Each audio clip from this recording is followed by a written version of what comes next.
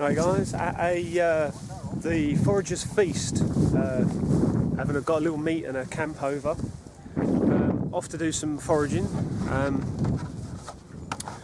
so I'll fill you in as we get down there. I've got me pot to put anything I find in there. My name's Matthew Rooney. I'm one of the foragers at Foragers Feast, and we run foraging events and walks, and we collect wild plants and then show you how to cook them.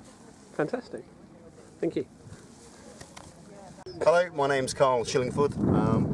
With Foragers Feast, I do a lot of the cooking on Foragers Feast. I like try to make it, all these wild foods that we go out and get, tries to try and make it as good and as edible as possible.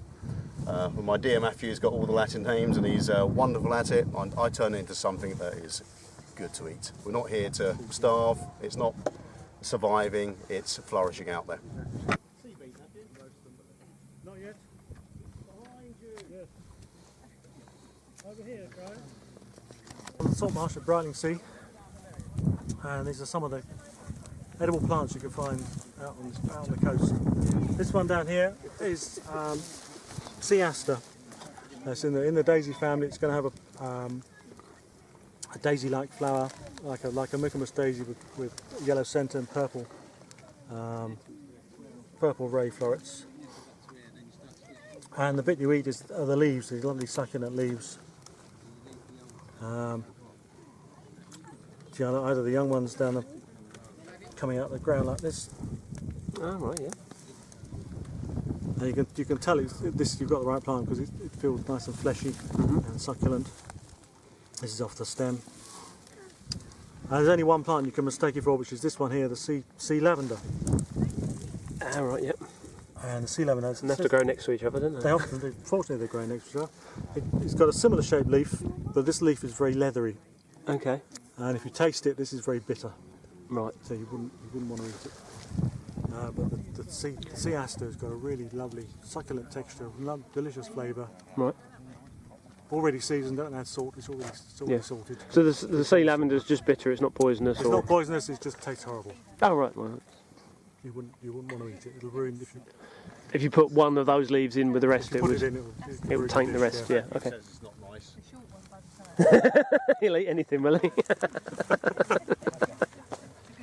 I'll try. I've managed to avoid famine food so far. Good. You love the good stuff. Yeah. So that's the sea aster. Excellent. Thank you. Yeah, different vein structure as well. Yeah. So that's the lavender. That's the lavender, and that's the sea aster. And that's the sea aster. There's some more sea wormwood.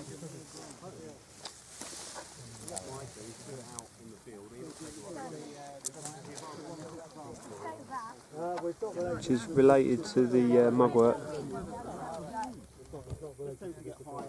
Okay. Right, we've got some other ones there. Got some sea aster. We've done that one already. We've got a nice big amount there. You don't worry about if it's covered in mud. Gives it a good wash You're later. do a sea aster pasta. A sea aster pasta. That sounds amazing. Seashore pesto. So I'm going to get a mix of all these different sea grasses. Yep. This one is called sea blight. It's a very elegant looking leaf. Okay. I think it looks beautiful. This is this. Yeah. This one here. So it comes in different colours. Obviously, if it's out of the water a little bit more, it goes a little bit redder. Same as the samphire. But it's just such a beautiful little leaf. You can put that round. You can imagine some chefs putting that round their plate. Really fleshy, isn't it? Oh, it's lovely. It's lovely, lovely, lovely leaf. It's just, they don't know about it yet. They're not using it on television. They only use the samphire. First chef that does that, everyone will be out looking for sea blight, I'm sure, or at least asking for it in Tesco's or Waitrose. Why is it sea blight? It's just badly named? Or? It's terribly named. It's a little bit like the hogweed. I mean, that's one of my favourite vegetables, and you got three uses out of it. You got the young shoots. You just use like a spinach, just blanch them off. And then you got the bulbs that just before they go to flower, it's this lovely, fleshy, almost fennel type vegetable. And then when it does go to seed, they actually taste like cardamom as well. So it's a free for one plant, but they call it hogweed. Yeah, not so good. So that's the sea blight. Next, that's the one that everyone knows, the samphire. Very good. You can't knock samphire. There's a reason why it's beautiful. Always cut it. You want it there for next year. Very environmentally friendly, and it's nice once you've got a patch, you don't want to destroy it. You just want to work with the environment, really. So the Samphire is the one that we get in the supermarkets now. A lot of it is from Israel, which is not so good. It hasn't got any flavour. God knows what to do with the food miles and that, but yeah, it all grows down here and it's a lot better to do. And we've got the one that everyone walks on over here. If you're going down to the beach, almost certainly you're going to go over this stuff first. This is the sea purslane. So it looks a little bit silvery in that colour there. It's probably more difficult with the seagrass. If you taste it in its raw state, it'll be a little bit salty. It seems to hold the salt residue a little bit more. But 30 seconds in boiling water, it goes this vibrant green, beautiful colour. It can be a little bit woody, so you really need to pick through this one. Yep. Get it off the stalk. And use it as a garnish, a decoration, salads. I mean, I made a lovely crayfish bisque the other week and I just sprinkled that lovely sea purslane into it, and that just gives it a little bit extra. So yeah, over there we've got sea arrow as well. So this is all within a space of 2 metres. Hole. Like a big larder. Yeah. What's this? That's sea blight. What's this? That's the same one, that's sea blight. What's this? Sea purslane. Can you eat them all, yes, You can eat them all. Give them a go, guys. The sea purslane is going to be a little bit saltier. Arrow. Sea arrow. You saw it? It was just here. Where's it gone? It's about that high. How can we miss it? There we go. That's the end of it. So that's the sea arrow. You can see it's gone to seed here. Don't worry about that quite so much. The leaves underneath. Get you a nice one. It points into an arrow. That kind of shape. It's a nice thick. Yep. It's got a slight groove on the inside of it as well. Nice fleshy taste. It's got a nice pungent, almost coriander Right. sting to it. You cook that off and it goes very soft, and it's a very, very nice seagrass to use. Certainly I'm going to take some to put into our seashore pesto. You try this one, guys? Yeah. Yeah, Okay, it's nice, it's not the actually. same as normal grass. You see it's a little bit thicker. Yep. It's quite strong. It's like a little fleshy- nibble. Fleshy grass. Quite pungent, isn't it? It's like coriander. Oh, it is. What is this? That is a twig.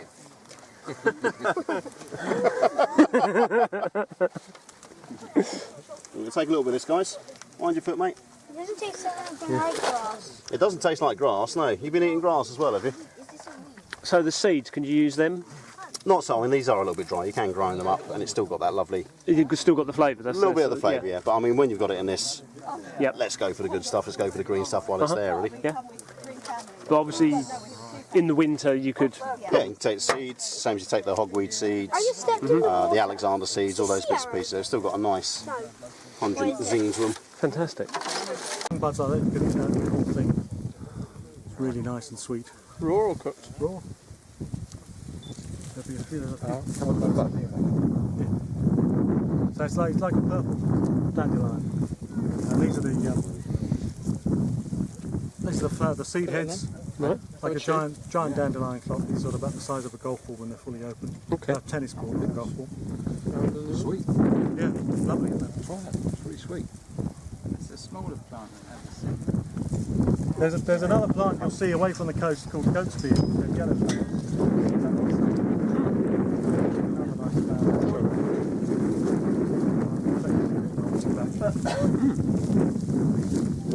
But that's a really nice coconut plant. Well, that's weird. That's actually got the milk in it as well. Yeah, but the milk is what's sweet. That's the sweetness. But with ID, they say anything with milk in, don't touch it. But apart from dandelion, so it's obviously well, this is related. in the dandelion family. Exactly, yeah. Okay. We've got a few flowers on here. We can take this back and then we can try the flowers. Yeah. So how do you process the root? You cook it up like an artichoke. Right. It's going to have a similar texture. It's got the same sugar in it. It's got all this family have got they store the sugar as inulin. Same sugar in Jerusalem artichokes. Right. So you won't be able to. You can't digest the sugar, but it feeds your gut bacteria. So it's a prebiotic. So don't drink all the sugar drinks. Just eat this. Yeah. Aid digestive transit. I've seen a similar seed head, but the plant's a lot smaller. Right. And it's not called. Oh, look, got flowers now. It's not the same.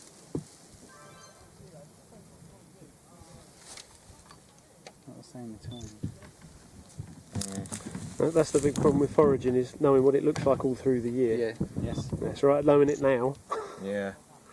But wait, a good practice is to get familiar with a spot. So what's this? Lots to feed.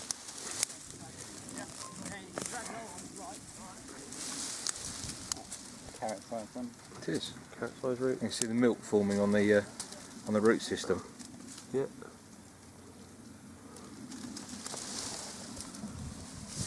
And you can eat these flowers. Yeah. So I It's open here. wonder if I'd like to try the root, because Yeah, we'll take it back with us. dandelion root's really bitter. Yeah. Um, Yeah, of course. You got one. that Alfie Aesthetics I was talking about, he made dandelion coffee. Right. You have to boil it in water a couple of times to get the bitterness out of it, Yeah. and then grind it up, roast it. You ready? Really sweet taste. Lovely. Is that a fresh flower? Yeah. You want some? Yeah. Lovely. It's a bit, And we just pulled it the out stem, is to look at the root. Yeah. it's quite milky. Very. It's very latexy. It's really sticky. Related to dandelion. Oh yeah. Lovely. Want to try one on you? Yeah. Oh, that's gorgeous.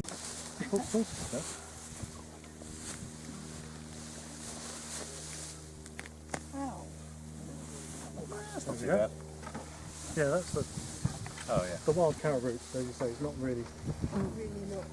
worth. Yeah. And it's pale, it's not that orange, you know, they're cultivated carrots. Yeah. But there's some things in And it's probably foraging full of that's carrot worth fly as well. getting with all things down by cultivation. You can see the leaves here, just like carrot tops. And a mushy handful of strawberries after Yeah, very like it.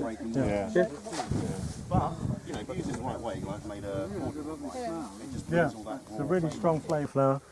It's quite distinct on this one. Yeah, and you'll see it under the white, underneath the, Right. on the back of the flower there. So Yeah. what else could you mix this up with? There's nothing else that's got the bracts like that, Right. and that folds up into this cup. Okay. It's in the same family as cow parsley and hemlock. Yeah.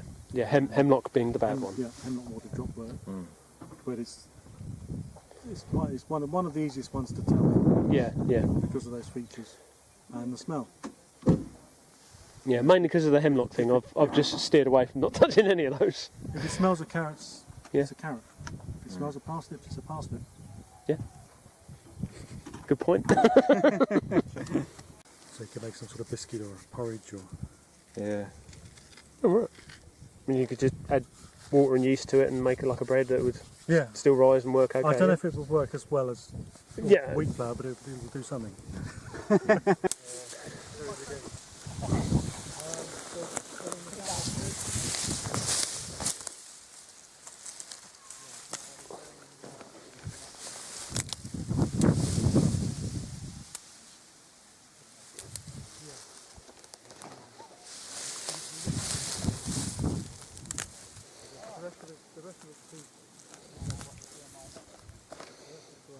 It can be a little bit better, so you want to cook it and then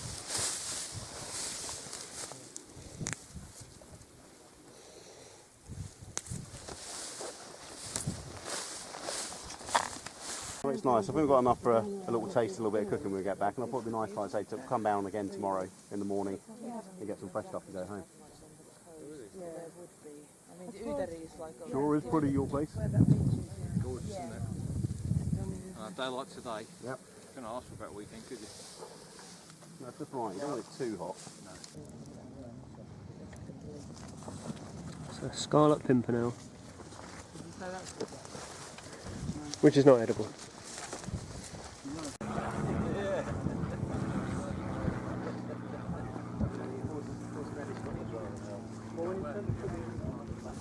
So what we got there? It's bean soup. It's green. Bean soup. Bean soup. I don't know what it is now. So we've got here, mate. Cider. Cider. Lovely. 7%. Yeah. Lovely job.